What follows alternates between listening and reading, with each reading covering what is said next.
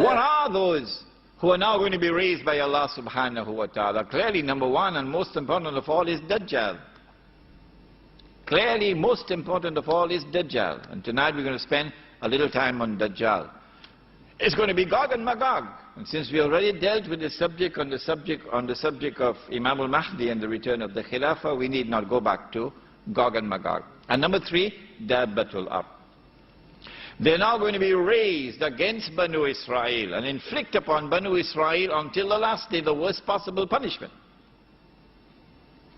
Who is Dajjal? I want to urge you to study this subject with great care. But when you want to study the subject of Dajjal, it isn't like studying physics. You must turn the heart to Allah. Cleanse and purify the heart. Make 2 rakat nafs salat, for example. And beg Him with tears in your eyes, "Oh Allah, kindly guide me that I may understand this subject. When you make me understand it, it will be so easy for me. But if you do not open the veils, not even with a PhD will I be able to understand the subject of Dajjal." This is my advice to you before I leave you. When they boasted of what they did to the true Messiah, they rejected him. He can't be the Messiah because he's a bastard, wa na'udhu billah min hadha, etc. Allah subhanahu wa ta'ala responded to this.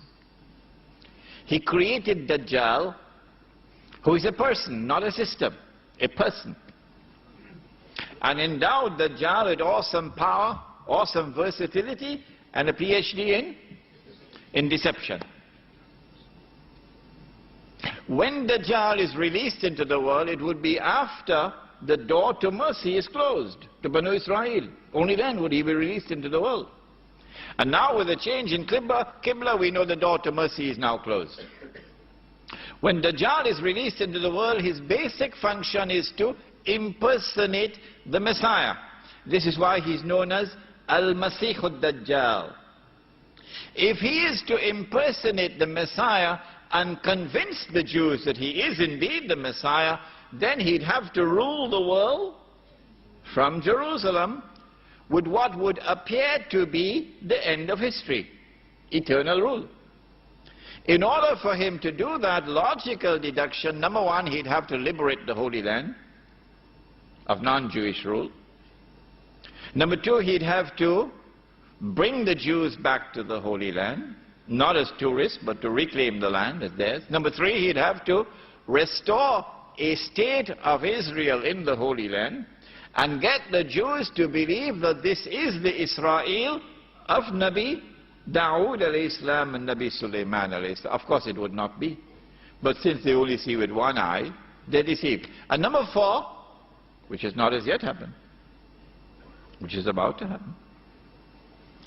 I suggested to you when I came last December that maybe this is going to take place within the next 5 to 10 years. Maybe even less than that. But remember, this is only guesswork on my part. I can be wrong. What I know for certain, it's going to be soon. That I know. That he has to cause the state of Israel to become the ruling state in the world, and that's where I want to spend some time tonight. So let's get quickly with the lecture. When Dajjal is released, therefore, this is what Dajjal will have to do. Eventually rule the world from Jerusalem with what would appear to be eternal rule. And Banu Israel then would be taken on a ride. And it will be the last ride on which they'll ever go. Yeah? This will be the most fantastic act of deception ever recorded in history. This one. So we are living in fascinating times if we'll only take a little time to study the book of Allah and to study the word of the Prophet ﷺ with 2 eyes, not with one. When Dajjal is released, said the Prophet ﷺ, he will live on earth for 40 days, one day like a year, one day like a month, one day like a week, and the rest of his days like your days. Sahih Muslim. This hadith is so important that we got an artist in Malaysia to take this hadith and design the cover of this book. With 3 circles there. You can see the 3 circles. One day like a year, one day like a month, one day like a week. And the rest of his days will be like your days. When his day is like our day, he's living in our dimension of time. Anybody differs with that? When he's living in our dimension of time, we'll be able to see him. The Prophet ﷺ described him. He'll be a Jew, be a young man, powerfully built, curly hair. Of course, we understand the 2 eyes. The left eye symbolizes external vision. The right eye, which is blind, symbolizes internal blindness. But if you differ with me, that's your privilege. That's your privilege.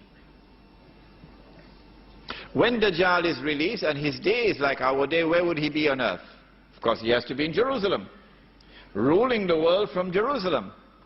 And the Jews are now absolutely convinced this is the Messiah. This is the man. That one on the cross was false. This is the man. Why? Because the Jews have been ruling the world. Because the golden age has come back. And therefore this must be the true Messiah. But when he comes into our day, he's going to only live for about 37 days. Or maybe less than that, depending upon a day like a year, a day like a month, a day like a week. The question is, where would he be when he's released on earth in a day which is like a year? Where would he be on earth when his day is like a month, and where would he be on earth when his day is like a week? We went to the hadith of Tamim ad-Dari. Let's go back one more time very quickly. It is there in Sahih Muslim. Tamim ad-Dari is a Christian who takes the Shahada, became a Muslim in Medina. He came to the Prophet ﷺ and narrated something. The Prophet ﷺ asked the people to sit down in the masjid. He said, Tamim ad-Dari came to me and told me something about Dajjal which confirms what I've been saying to you. So this is true. This is true. The rest comes now from the lips of the Blessed Prophet ﷺ. He said that Tamim ad-Dari and some of his companions, about 30, 40 of them, went on board a ship. And then the ship was tossed in the waves, so a storm, for a whole month, until they reached land. If you're on the western side of Arabia, because that's where Tamim ad-Dari is, the western side of Arabia, and you get on board a ship, the ship has to be either in the Red Sea or the Mediterranean Sea. Although somebody in Cape Town told me the Atlantic Ocean.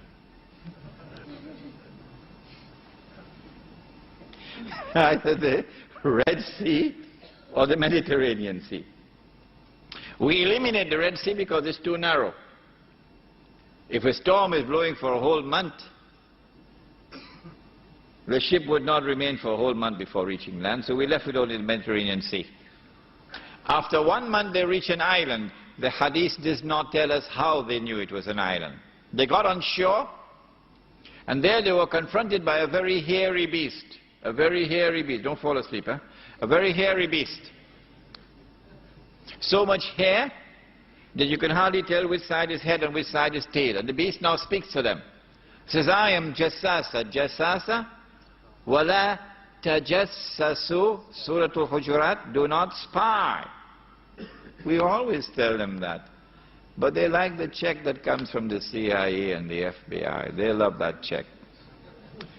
Oh yes, but one day the earth will speak and they will be exposed. Do not spy.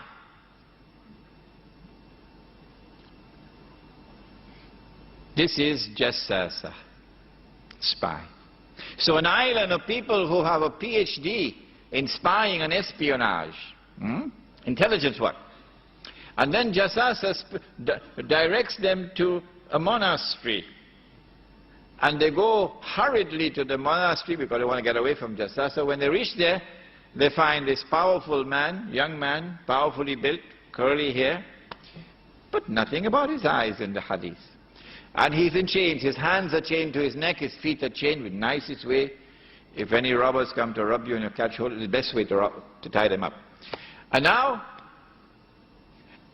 this man starts to question them. Very interesting questions. We don't have the time to go through those questions, but we have them in this book here. And then after the questioning is over, the man says, I am Dajjal. I am Dajjal. So up to that moment, in Medina, after the Hijrah, Dajjal had not as yet been released. Okay? He says, I am Dajjal. And when I am released, I will enter every town and every city. But he didn't mention villages. No. So now we know from this hadith that when Dajjal is released and launches his mission to impersonate the Messiah, and therefore to ultimately rule the world from Jerusalem, it is from this island that he must launch his attack. And the question that we ask is, which island is it? We give an answer, but you don't have to agree with us. Yes, you don't have to agree. This is our answer. But if you differ with us, then you should point out to us which is the correct answer. You cannot simply differ with me for fun and games. No, that's not serious. If you differ with me, you must point out to me which island it is.